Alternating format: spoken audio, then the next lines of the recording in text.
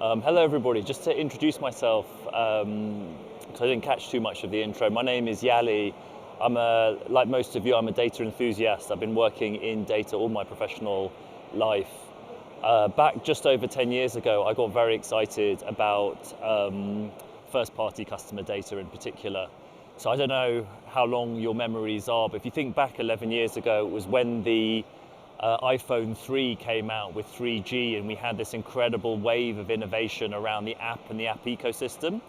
And what started to happen at that point was more and more of our lives as consumers started to be mediated by data platforms.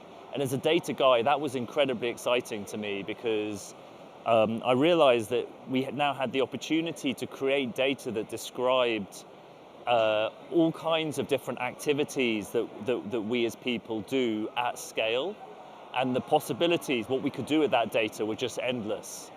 We'd seen how impactful transactional data was in the retail industry in terms of helping retailers understand and personalize offers to customers. And suddenly we had this wealth of data, so you could see not just what people were buying, but what products they were viewing and engaging with. Or media companies could start looking at what content their customers were engaging in, or dating sites could look at how people flirt and fall in love. And so, more and more of our lives started being describable by data, and that was very exciting. And that led myself and my co-founder Alex to start Snowplow all those years ago. And 11 years on, I'm still very excited about the possibilities and delighted to be at this conference talking to you about some of them. So for those who don't know, what is Snowplow? Snowplow is technology for creating first-party customer data, and our job is to create the best possible customer data for AI and analytics. So at a very, very high level, we've got a set of SDKs that our customers integrate in all the different digital platforms that they engage with their customers in their websites and their mobile apps and their smart TVs, in their wearable devices, any kind of connected device, any kind of digital interface. Those SDKs then emit data that describes what customers are doing in those devices through pipelines. Each one of our customers has at least one of their own pipelines in their own tenants where that data is unified, validated for quality, enriched and protected for privacy.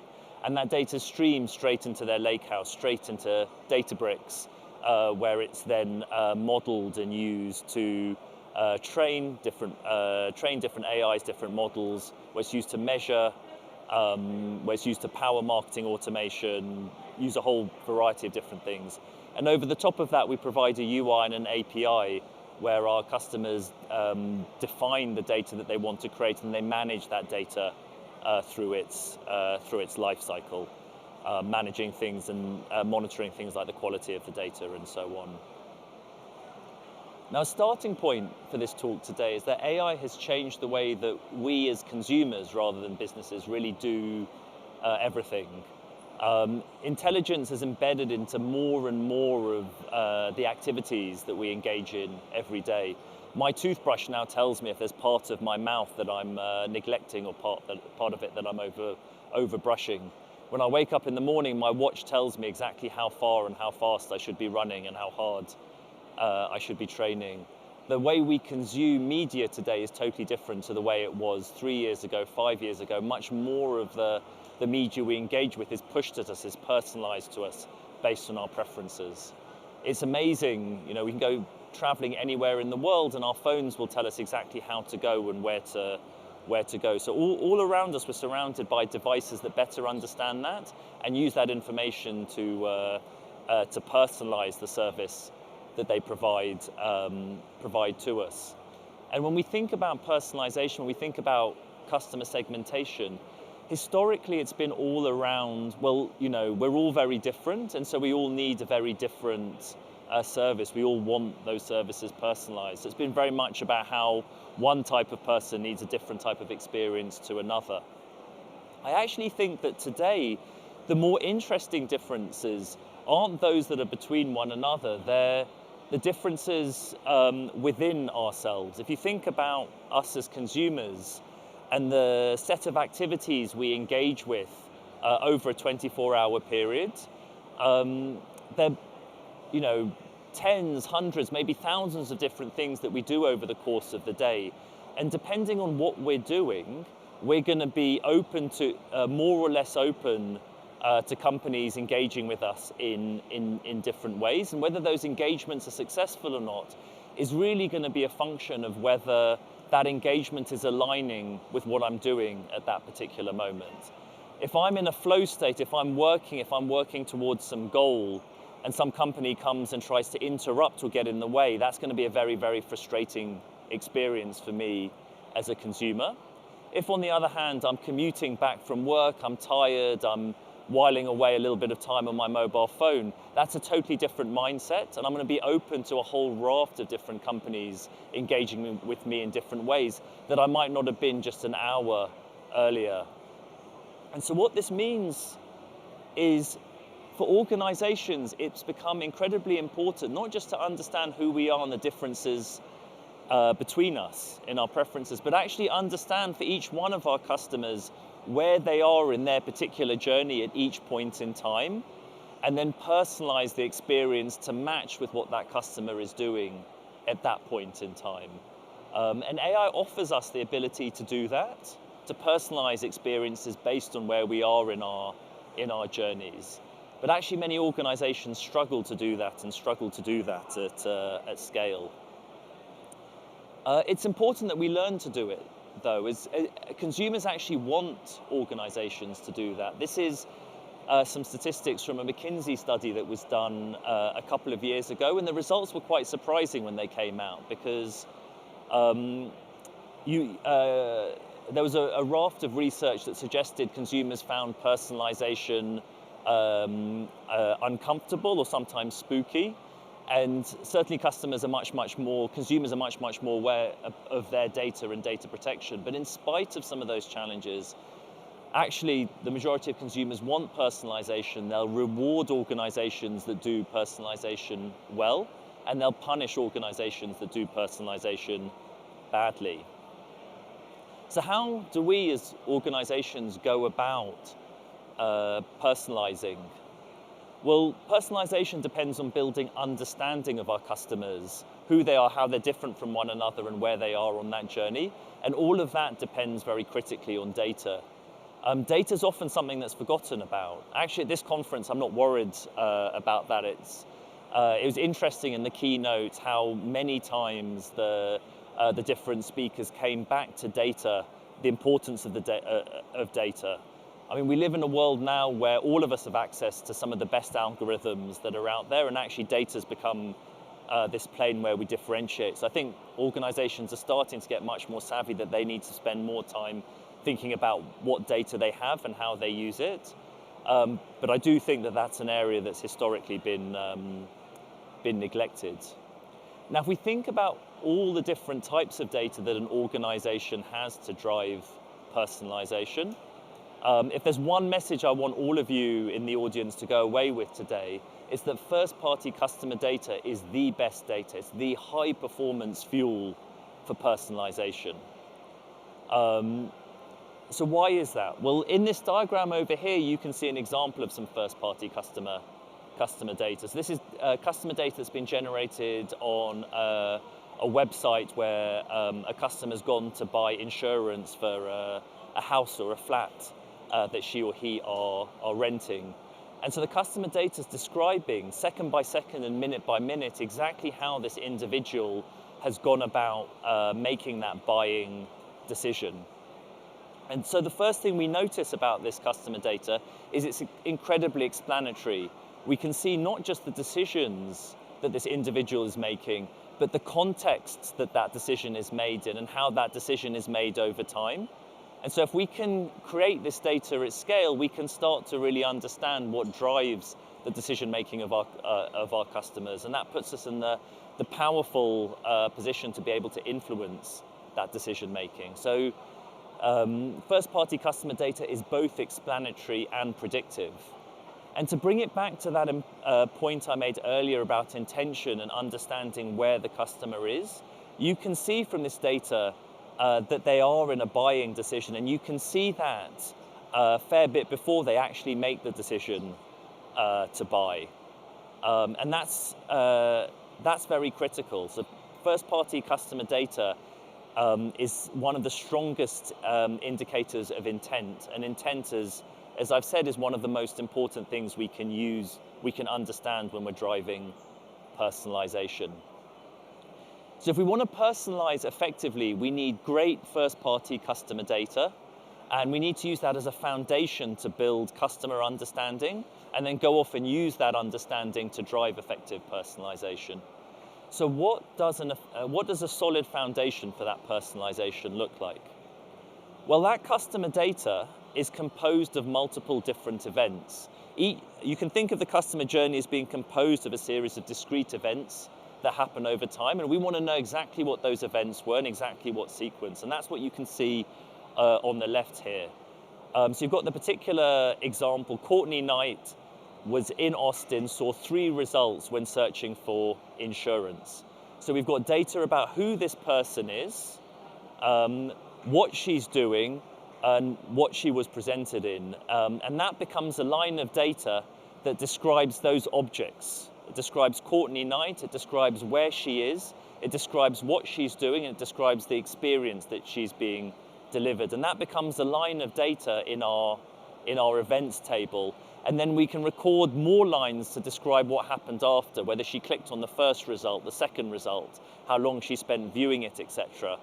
And then we can take that data and we can aggregate over it, and we can reach some inferences and build a customer profile for Courtney Knight. And that's what you see on the right-hand side of the screen. And that's what we aim to do for our customers.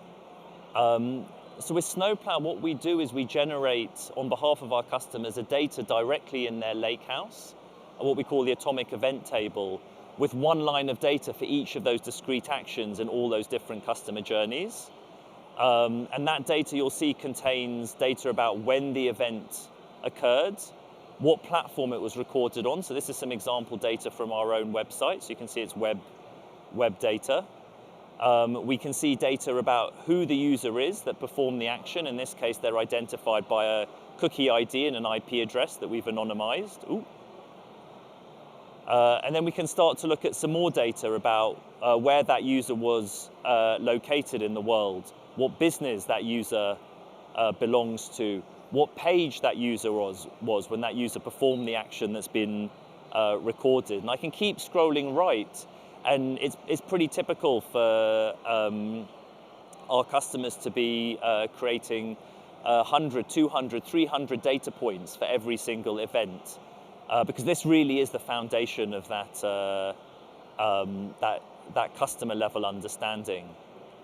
And then what we deliver is a set of DBT models that will take that very, very granular data and aggregate it up to different units of analysis. So one unit of analysis that's very important is a user level table. And that's what you've got an example of here. So one line of data for a particular user with a particular ID, and we can see when we first saw that user, when we last saw that user, how many seconds that user spent engaging with us, how many page views they viewed, how many sessions. And so what we end up with is a situation where we have this very, very detailed, very, very rich event stream.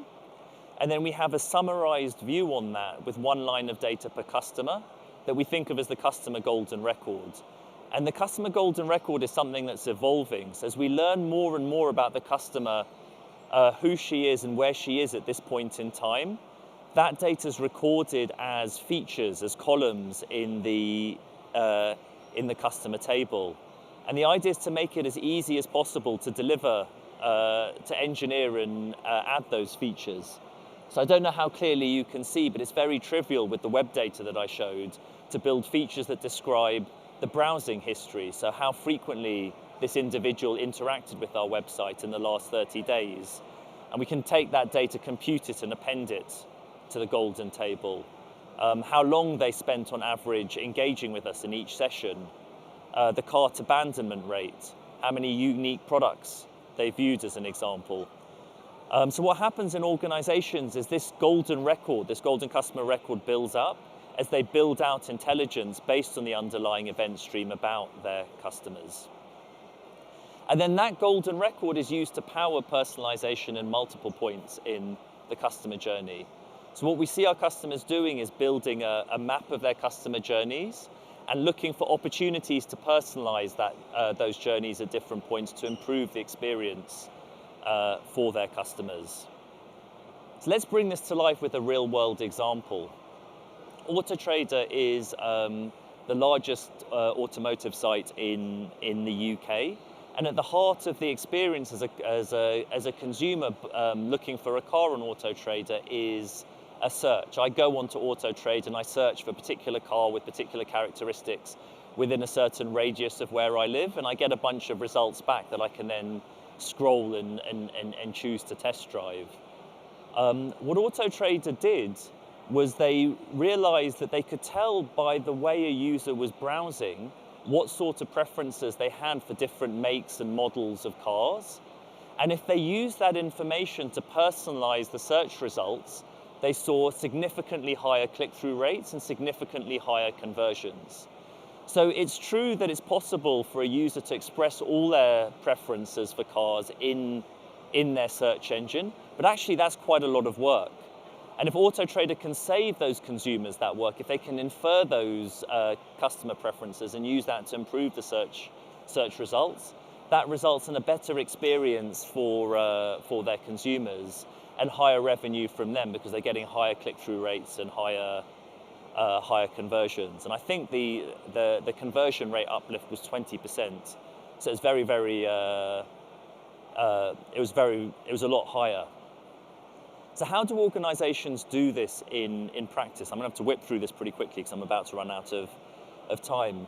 Well, a pretty common example is to personalize the customer journey based on propensity to buy. Effectively, you're going to treat people who are very likely to buy differently to people who might buy to people who are definitely not going to buy.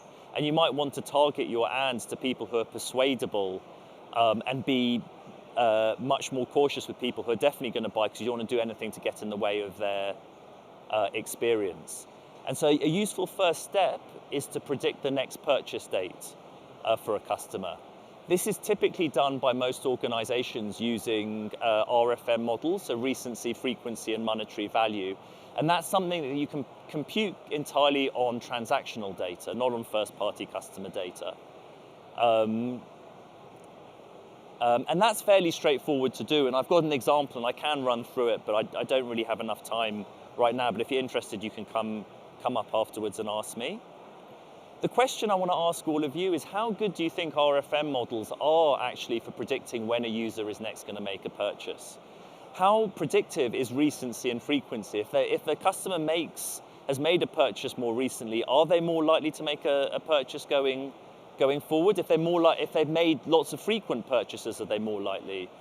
Well, that's going to work for purchases that are frequent, things like groceries and so on. But what about low frequency purchases? What about things like cars or discretionary purchases like holidays? What about monetary value? It's true that customers who've spent more in the past are more likely to spend in the future. But if we can find out whether those past purchases were successful, we're going to be much better at predicting whether they're going to make future purchases. If we can see that the last 3 purchases were unsuccessful, guess what? I don't think they are going to make a next purchase. And we're ignoring a lot of behavioral signals. We know with Snowplow that individuals are much more likely to buy our technology if they engage with our documentation, as an example. And so that's a strong behavioral signal that somebody is going to buy. And there's a whole raft of behavioral signals. So first-party customer data provides that missing signal. We can measure things like customer happiness and the success of purchases and use that to predict future purchases. We can measure things like engagement with documentation or price comparison, and that's incredibly predictive. And we can build much, much more effective, much, much more predictive, much, much more accurate models, and then use that to personalize the customer journey much more effectively. So to summarize, because my time's run up a lot quicker than I was expected, what should all of you be thinking about doing as you go on your personalization journey? We'll start off by investing in that customer data foundation that we talked about. And I'd obviously recommend Snowplow and Databricks, but there are other options out there. Whatever you do, you need that foundation. Two, build that customer understanding on that data. How they start to understand how a customer's choosing to spend that time and what does that say about them, and turn that information into features. Then use those features to personalize the customer journey. And this is an iterative process. So start by mapping that customer journey and figuring out what points would most benefit from personalization. Then start small with simple segmentation powered by simple features, and A/B test to see what sort of difference that makes to your customer in terms of things like loyalty, revenue, and profit.